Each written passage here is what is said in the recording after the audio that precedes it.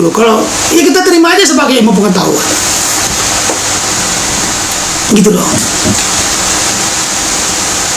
Dituntut orang, mau nggak kita semua nih dituntut atas satu perbuatan yang tak pernah kita lakukan dan tak pernah terbukti di ruang pengadilan kita lakukan, dituntut kita. Nggak ada Mbak Gendit. Nggak usah, itu bercanda aja.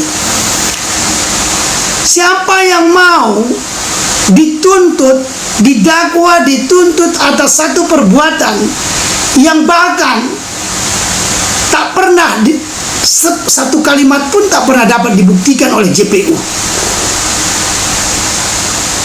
Ismail dituntut undang-undang ITE, tak pernah dia melakukan pelanggaran UU ITE. Coba perhatikan nih. Oh, kata jaksa ada ceknya nih, ini maki, ini begeng bla bla bla. Itu kan bukan UU ITE. Memang ini bagian teknologi, ini bagian undang-undang ITE, transaksi elektronik. Namun syaratnya dia harus dipublikasikan itu ke medsos. Gila nggak Anda?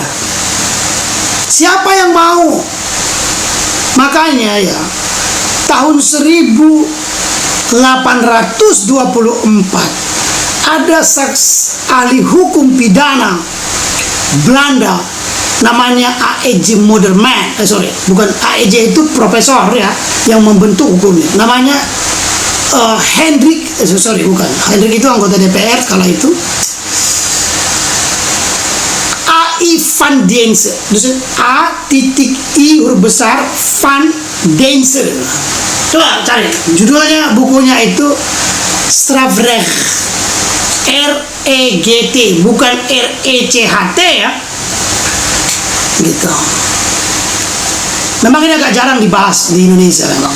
Dia bilang begini, kalau Anda ingin menghukum orang, kalau Anda ingin membuat hukum, maka bayangkanlah Anda menjadi polisi yang memeriksanya.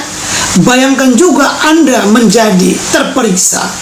Bayangkan Anda menjadi penuntut, jaksanya. Bayangkan juga Anda menjadi terdakwa. Bayangkan Anda menjadi hakim.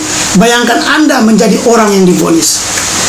Kalau Anda nggak mau menghukum orang seperti itu, kenapa Anda mau menghukum? Begitu loh. Jadi kalau Anda pun tak mau nggak kita dihukum seperti itu? Dan kita nggak melakukan, lalu kita dihukum begitu, mau nggak kita? Mau nggak?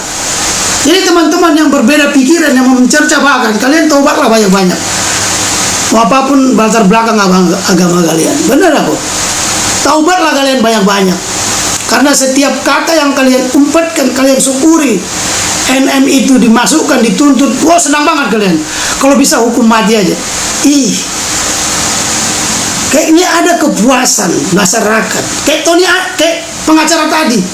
Karena telah membuat kisruh masyarakat. Yang bodoh lah kawan ini. Aku jadi bingung. Sejak kapan hukum pidana itu mencari kebenaran masyarakat? Ini kan konyol ini orang. Karena sudah itu. Ini Pak Tony saudara senior. Ya, Pak Tony. Nih, sebentar ya. Yuk.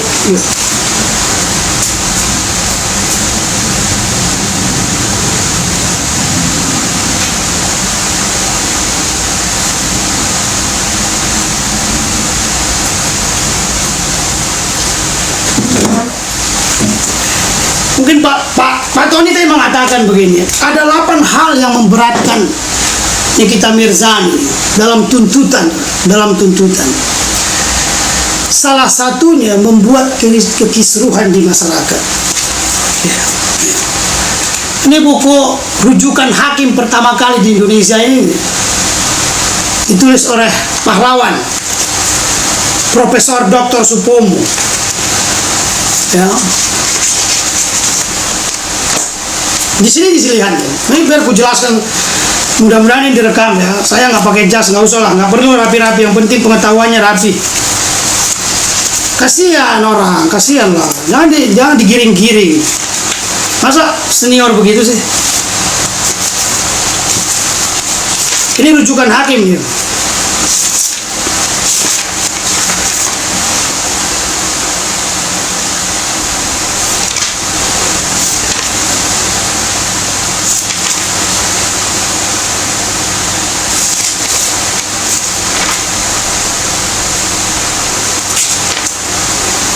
Tiga enam, 37.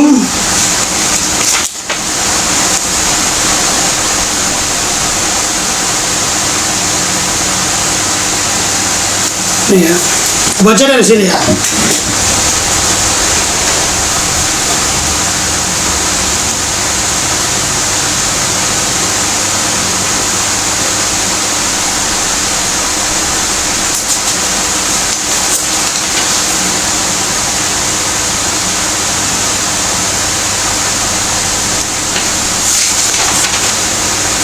Jadi begini, konsepnya ini, hakim itu konsepnya begini. Ada dua, zaman dulu itu ada dua yang menghukum. Satu hakim dalam konstruksi hukum adat ya, yang dijadi ruh penegakan hakim itu. Hakim itu menjadi tokoh masyarakat, dia menghukum, dia pun pemimpin. Zaman dulu begitu ya. Nah, kata Pak Supomo, dia mengutip dari Van Vollenhoven, ahli mana ya, Terhar, ya, Hoting, gitu. Ini ahli. Hakim terikat dan bebas. Hakim harus melahirkan rasa keadilan di masyarakat, namun dalam hukum perdata dan hukum dagang, bukan hukum pidana.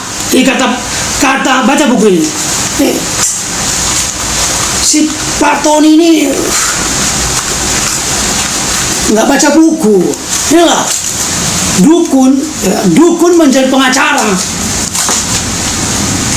Kalau kata bosku begitu, dukun menjadi pengacara, rusak. Yang dibaca entah kitab hukum alam atau kitab jin atau kitab kerasukan. Baca ini dong.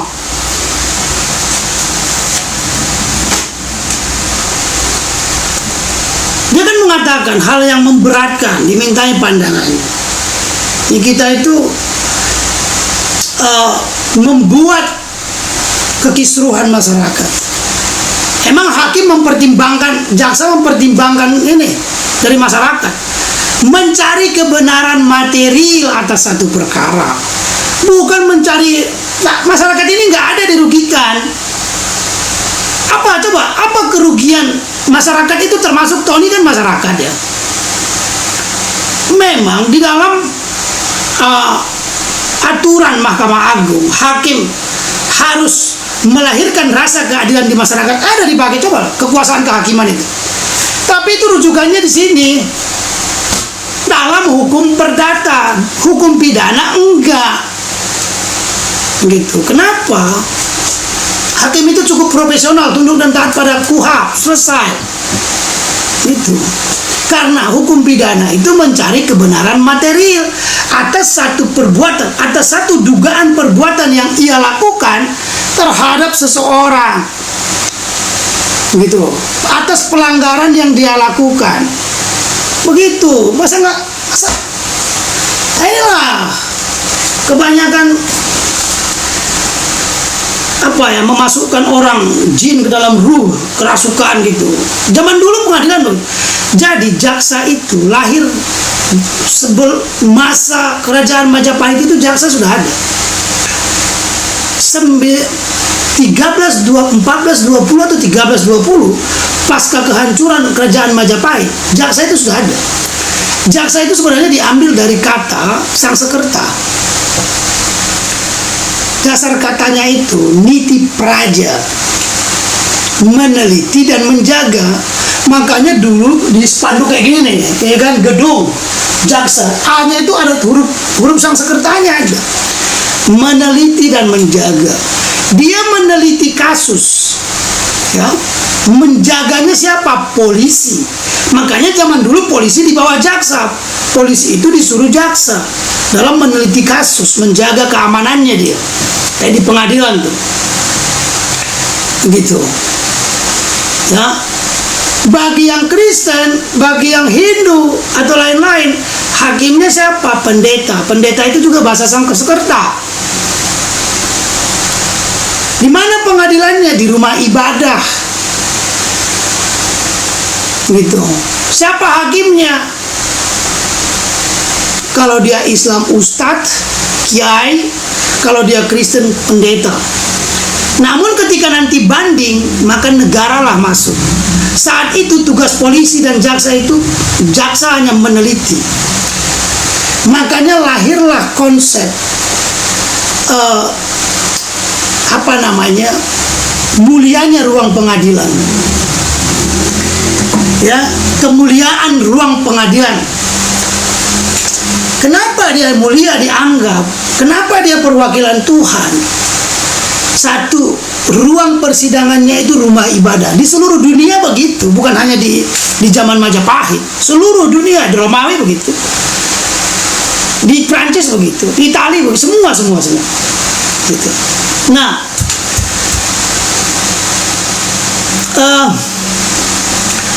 lahirlah konsep kemuliaan perwakilan Tuhan tadi. Hakim sebagai perwakilan Tuhan atau perpanjangan Tuhan. Ya, satu, rumah ibadahnya itu kan sekaligus tempat persidangan. Maka harus dijaga ketertiban, kesopanan, sopan santun. Karena itu rumah ibadah sekaligus ruang pengadilan. Setelah itu, hakim karena dia pendeta atau ustadz atau kiai gitu ya, dia kan tokoh agama, penerus risalah gitu ya. Maka barang siapa yang membuat kekisruhan di ruang pengadilan, dianggap menghina hakim itu menghina perwakilan Tuhan, menghina rumah Tuhan, sama dengan menghina Tuhan. Itu tambahan dari konstruksi pemahaman Romawi kuno. Gitu. Lahirlah konsep contempt of court, penghinaan kepada pengadilan. Mana lagi tambahannya? Bertambah pula masuknya penjajah. Ya, kalau di Indonesia khususnya diaturlah tidak boleh teriak di ruang pengadilan, bahkan di luar ruang pengadilan dihukum. Dulu pasalnya itu 172 atau 271. Sekarang masih ada nggak? Ada satu nggak dipakai dengan dibawa. Begitu. Itulah dasar lahir kemuliaan ruang pengadilan. Padahal dalam konstruksi bernegara, lahir konstruksi negara, itu pandangan itu hilang. Ya karena dia hanya sekedar batu, hanya sekedar kayu, gitu loh. Lo mau menyembah berhala. Hakim itu orang, bukan perpanjangan Tuhan. Kata yang mulia itu, ya, hakim itu cukup menyebutnya dengan yang terhormat, bukan yang mulia. Mulia dia, bukan untuk yang mulia, enggak.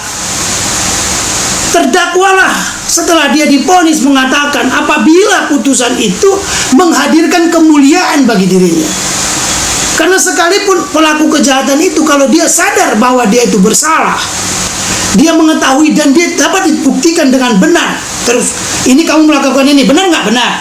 Ini kamu kenal nggak barang bukti ini? Terdakwa, kata ketua hakimnya. Kenal yang mulia? Kenal Pak Hakim? Setuju. Di mana diatur itu? Di pasal 181 ayat 1 KUHP. Kamu kenal nggak nih? Dibuka seal ini konsul. Diatur, dibuka seal barang bukti itu. Bukan seal ya, seal, bukan seal ya, seal. Oke, itu beda. Oke, jangan nanti dipikirain ngomongin dia lagi. Nah, oke, dibuka kok putus ya?